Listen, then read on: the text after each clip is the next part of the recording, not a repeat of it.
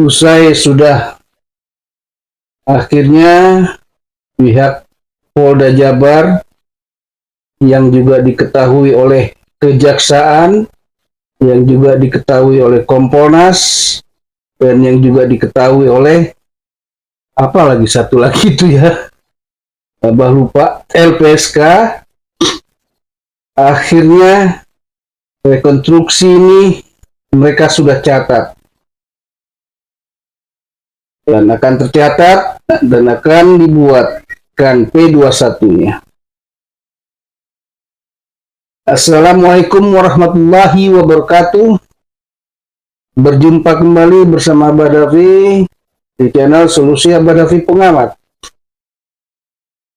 Hari ini tanggal 22 November 2023, kemajuan pesat dan akhir pencapaian akan dimulai dari kinerja penyidik Polda Jabar. Harus diakui kinerja mereka sungguh jauh berbeda dengan yang telah dilakukan oleh penyidik di awal-awal kasus yang terlalu banyak kejanggalannya dan bahkan mangkrak hampir 2 tahun lebih malah hampir menjelang 3 tahun. Hari ini kita saksikan semua dihadirkan. Ramdhanu kembali melakukan rekonstruksi ulang yang saat ini bersama-sama juga oleh Pak Yosep. Dan reka adegan yang kemarin dilakukan pun dilakukan kembali. Cuma perbedaannya, di reka ulang kemarin tidak ada Pak Yosep, hanya Ramdhanu seorang saja. Tapi sekarang ada Ramdhanu. Mau tidak mau, otomatis apa yang telah direkonstruksikan itu adalah pernyataan pengakuan bahwa dialah pembunuhnya. Karena rekonstruksi itu adalah adegan reka ulang, adegan duka ulang di saat mereka melakukan sesuatu hal. Dan rekonstruksi sendiri adalah sudah diterangkan di dalam undang-undang. Apa itu rekonstruksi? Abah cuma ucapkan selamat Polda Jabar. Selamat Polda Jabar, kasus yang akhirnya terbongkar dan sudah 2 ada pelaku yang mereka mengakui. Tinggal langkah-langkah berikutnya saja. Di sini Abah memahami perbedaan daripada dua orang daripada pendamping hukumnya. Pendamping hukum Ramdhanu malah menyarankan untuk Ramdhanu mengaku dan tidak mempersoalkan bahwa Ramdhanu melakukan hal itu. Artinya pihak kuasa hukum Ramdhanu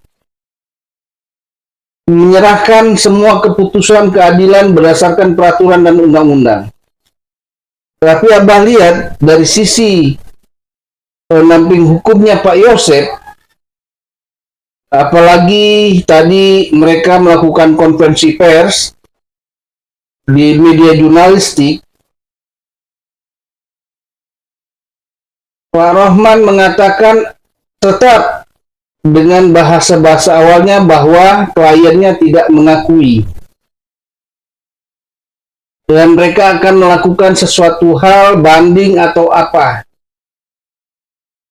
Tapi secara aturan, Abah sebetulnya tidak mau berbicara secara aturan lah, karena Abah ini cuma pengamat. Mungkin nanti para advokat senior, ketua-ketua lembaga advokat bisa menerangkan baik di YouTube Abah atau di YouTube atau di jurnalis apa itu yang namanya rekonstruksi pra dan rekonstruksinya. Benar nggak apa yang Abah sebutkan tadi? Dan itu sudah diatur dalam undang-undang, tidak ada bantahan.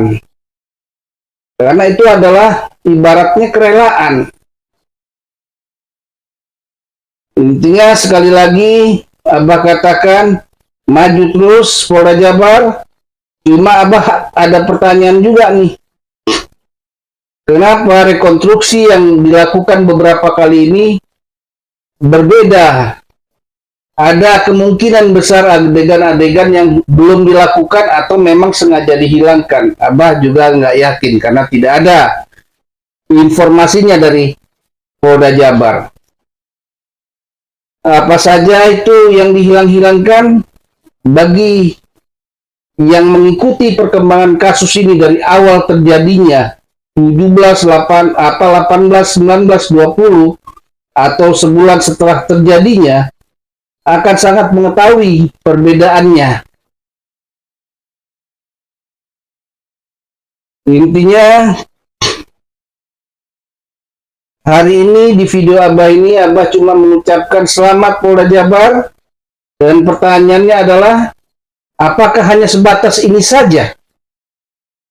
Karena dari kasus ini Abah sudah pernah sebutkan di video Abah yang lalu, di video-video awal, bahwa kasus ini boleh dikata kalau istilahnya Abah ini five-star kasus atau triple kasus. Karena di sini selain kasus pembunuhan, di sini terindikasi kuat juga namanya korupsi, penyelewengan dana yang bisa saja menyeret orang-orang besar karena meneruskan persoalan ketika sudah diketahui ini ada kasus bermasalah masih tetap mengeluarkan dana bos. Itu berdasarkan informasi jurnalistik di awal-awalnya. Lalu yang juga belum terlihat adalah mana ini oknum-oknum ini. Baik keterangannya tentang oknum ini, rekonstruksinya ketika mereka reka adegan tidak ada. Bahwa mereka membantu seperti ini di dalam rekonstruksi juga tidak ada. Dan itu sudah terindikasi, cuma disebutkan saja sudah 3 orang. Ya, para masyarakat, netizen dan pemerhati persoalan kasus Subang ini sangat mengharapkan ketransparan informasi dari Polda Jabar bagaimana para yang disebut oknum-oknum polisi nakal yang membantu persoalan ini tertutup lebih dari 2 tahun, prosesnya bagaimana, baik yang masih ada di Polsek, Polres Subang atau yang sudah di-rolling keluar dari Polda Jabar. Mungkin berpindah keluar dari Polda Jabar juga ada. Inilah kasus yang Abah selalu katakan sama seperti modelnya kasus Sambo.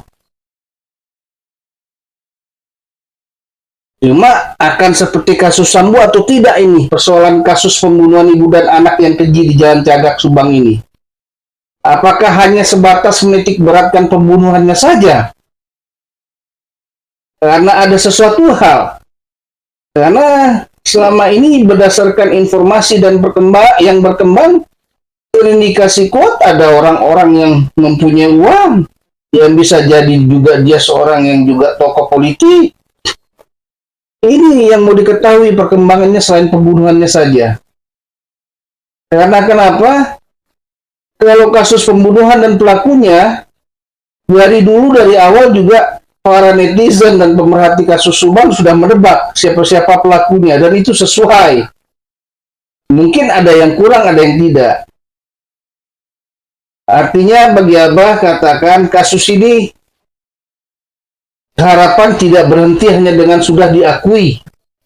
Prosesnya lalu dibuat P21-nya bahwa pembunuhan sudah terbukti. Bukan itu saja, karena ada kasus di belakangnya yang lebih besar lagi. Ya memang kasus ini besar, tapi merembet kemana-mana. Tinggal situlah dilihat apakah penyidik Polda Jabar ini berani. Dan nanti akan bisa terlihat, betulkah itu? Apakah memang ada backing yang lebih kuat bahkan sampai ke Mabes? Nah, inilah pertanyaan yang perlu jawaban, yang perlu aksi dari para penyidik Polda Jabar, keberaniannya. Karena Kapoldanya ini adalah Kapolda yang ditunjuk oleh Pak Kapolri meraih award tahun 2022 lalu. Yang katanya kalau yang namanya untuk memberikan jasa, uang atau apa, jelas akan ditolak, mental semuanya. Inilah yang mau dibuktikan, mau dilihat oleh para pemerhati kasus Subang ini.